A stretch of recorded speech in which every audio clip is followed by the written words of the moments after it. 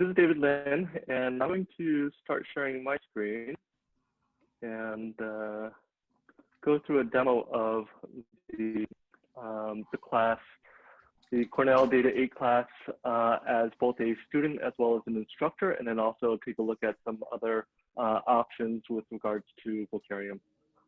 So here we have a teacher view of a Cornell Data 8 class, and I just made a copy of David's class and created a new course.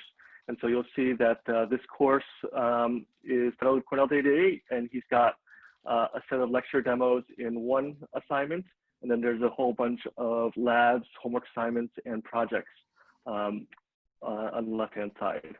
Okay, and these are all configured based on the Berkeley Data 8 content, and then it's been augmented or adjusted for Cornell's purposes and also for auto grading.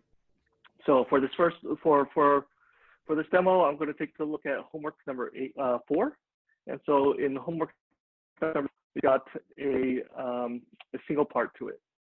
If you take a look at the projects, they may have one or more parts. If we take a look at this project 1, this has 2 parts, and this one is a team project, as David mentioned before. So we can set up any assignment to be a multi-part assignment, and then also we can set it up for team projects, set it up for peer reviews. As Sanjay mentioned, peer review basically means that when an assignment has been submitted after a certain point in time, then the peers can come in and take a look at your work, right, and provide feedback or even provide scores. So if we go back over to homework 4, what we have is this homework 4 part, and within this part, as David mentioned, there's a bonus for early submission. The submission due dates and late submissions, that's all being managed on the LMS side. So they're publishing and unpublishing assignments on the LMS side, and so we don't have to deal with this. But if you want to give bonus points, we can do so through this option. And this, this bonus was granted through March 13th, 2020. So too late for your early submission today. But in terms of grading, there's a set of rubric that you can specify, and here we've got about 10 different items that are being graded, auto graded by the system. And right here we're specifying the lab type, and this lab type is a Jupyter notebook. As an instructor, what David's team had done a few years back was to load in the data sets from Data 8 and make updates to it. And so what we have just done is launched into a Jupyter view of the workspace for the teacher. Okay, and you'll notice that some data sets have been uploaded, and then the assignment itself has been uploaded as well. And so this is the notebook for homework 4, and you'll notice that this is a little bit updated, a little changed from the stock Data 8 set is tailored for Cornell, and then you'll see this is basically a simple homework assignment based for probability and looking at some of these data sets and making some analysis. And so here this is standard Python, and you'll see that these are solution sections, and within this notebook, the updates that have been made are to provide some pragmas here that Vocareum will process prior to releasing it to a student. Okay, and so here this is a solution cell, and this first line, full data ellipsis, will be shown to the student, and our solution is hidden away. Okay, and so when we do some processing, this will be stripped out. And so that right now what we can do is we can run it, because obviously the text is here, but as a student they'll run, but they will not have the answers. And so this is not an auto-graded solution. This is providing just the solution, right? And then down below, there's some checks that came as part of the Data 8 package. And then we also have an auto-graded cell. Okay, so this is a cell that that Michael Clarkson and the rest of the team put together to evaluate the student code. Okay, and so this is a simple assertion that will check the student work, and it will assign a grade of 1 if it passes or 0 if it fails. And this is linked to a rubric item test 1.1, and so on. And so as a instructor, what I can do is go and, once we've processed this, we can run the notebook, and then we go and release this notebook. And when we release this notebook, we will say, okay, we want to release homework 4. We want to extract all the rubric items from the notebook. We'll overwrite some of the grading cells that will provide some feedback as a HTML report. And once that's done and we hit update, then the notebook has been updated and deployed to the student. And then as a student, and here I'm coming in, so this is the student view of the world. Okay, and if I come into homework 4 as a student, it will launch automatically into a Jupyter notebook. And I can open up the homework assignment. And you'll see that that some cells here, for example, whoops, I've already answered the questions here, but so this is the solution that I answered as a student. I copied some of the code back over from the teacher side. I cheated. And then there's the auto-graded cell, which got removed by the system, and so on. And so there's more code that we entered in here. And I ran this earlier, and so I got grades. And so I got full points for the first 2, but I didn't complete the rest of the work. So I got zeros for the rest. And so if I go and answer question 1.5, we can go and scroll down and answer some. I can copy some code over from the teacher side with the solutions, and then rerun it. Then I can go and submit again. And when I submit, what happens is the notebook is checkpointed, the workspace is copied over to our grading server, and then the grading server will schedule it for grading. And as Sanjay mentioned, we have a whole bank of records at all the scales, and it can take grading jobs, very, very simple grading jobs like this one, or very, very large grading jobs like that may last 48 hours.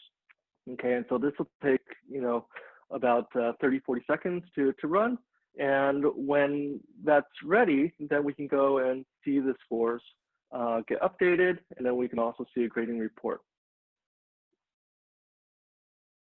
And so this says completed, and then I can go and view the grading report.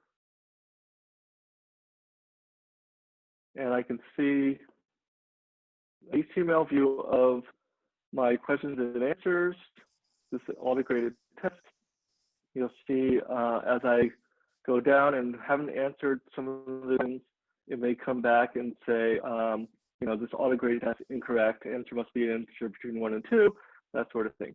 So we provide feedback to the learner on the fly as well. And as both David and Sanjay mentioned, this assignment is set up for unlimited submissions. So students can go and gradually progress through the assignment and continue submitting and refining their work. So this is kind of the student interface. If we switch back over to the instructor, now I can go and see the submissions from the students. Okay, and this is homework 4. I can take a look at the submissions. There's only one student in this course, so I'll go and take a look at their solution. And I can see the student work. I can actually go and run the student code as well as an instructor here. If I wanted to, I can go and override some scores. I can give them a score of 1 over here, give them a score of 1 over here. I can go run the cell that I did to. I can even go and provide comments. Let's say, good work. Save it. And now I can save this off. And if I had more students in the course, I could traverse the students. So I can just walk through and provide comments in the code, as well as provide overall comments. And so when I go back over to the student view and reload my notebook, I can see the feedback from my instructor.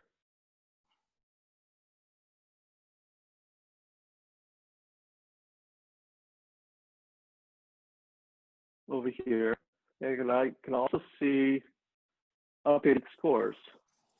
So I got points for test 1.5, as well as 2.3, and overall comment in this general feedback area. So that kind of walks you through a little bit about how Cornell used Vocareum in a Data 8 environment, and you saw that we can very easily add in the auto-grading cells, tag it, and enter into the teacher notebook. And then when we go through the processing and release of the notebook to the student, those pragmas will strip out the solution as well as the auto-grading cells. And then when the student does the submission, we go back and auto-grade it. And so that's actually using a package called MB Grader. In addition to that, I wanted to show you a couple more things. And so this, let's go over to the student view here. I'm going to switch to a different class now, and this is my Demo 2020 class. And I've got a container using Jupyter Lab. And so the previous one was just using the older Jupyter notebook. This is a Jupyter Lab running inside a container environment, and I'm also tying into an AWS account. I can actually pull AWS resources into this assignment. And in this assignment, we've got Jupyter Lab running, and we've got this we're going to do some analysis of some Twitter feeds using AWS and specifically using this AWS Comprehend natural language processing service. And so as we run through this lab, you'll see that we're calling the AWS SDK, and it's called Comprehend. And then we are going to do some analysis of some tweets. So we analyze some simple phrases, and then we can also go and we've got Twitter APIs, and then we can actually go and pull in a package called Tweety, and then we will go and pull some tweets with the tag and do some sentiment analysis on those, right? And in addition, if we wanted to, we could launch an AWS console as well. And as I mentioned, the AWS console, we could actually limit the console by budget as well as by policy. And so, for example, if you wanted to pull data into an S3 bucket and do some analysis, you can do so. If you wanted to get access to DynamoDB, you can do so. If you wanted to leverage AWS's SageMaker Studio, for example, you can do so as well. So there's a lot that you can do in addition to launching it from the Vocareum environment. You can also take advantage of external resources as well. Lastly, what I'd like to show is the integration into an environment like Canvas or into edX. And so it's very, very straightforward. LTI is a standard to bring in third-party applications into a Canvas environment or into an LMS. And so here we've got a bunch of assignments. I'm going to switch over to the student view for Canvas, and you'll see, we can launch this Python Jupyter, and embedded inside Canvas, you'll have the Vocareum environment. Okay, so you've got a simple factorial example, and then we can do a submission and again, perform all the auto grading as well as the manual grading. This is an example of Vocareum within an edX environment. And again, this is completely embedded Vocareum through LTI. And so here we've got a simple user interface, and then we can also, again, launch Jupyter within this environment.